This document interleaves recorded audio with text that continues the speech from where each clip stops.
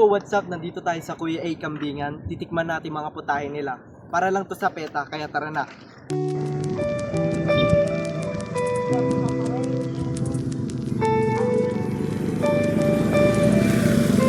At you can see, kasama ko mga tropa ko para kakain. Tara.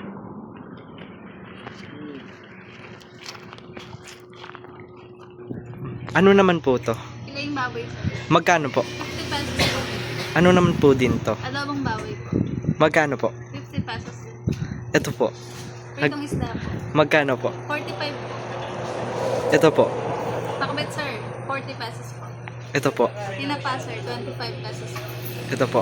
Sisig sir, 50 pesos po. Ito po. Kalderetang kambing po, 100 sir.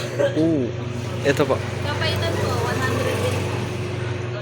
Ito po. Adobong manok po, 50 pesos. Yung last po. Kilawing kambing sir, 120 po.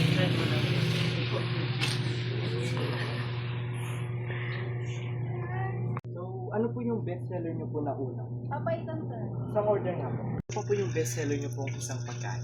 Baboy sir, sisig po. Sige po, isang order po.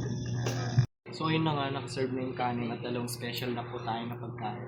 Badin ko na yung jacket ko sa sobrang hot. Minute na dito. Natin, tikman na natin.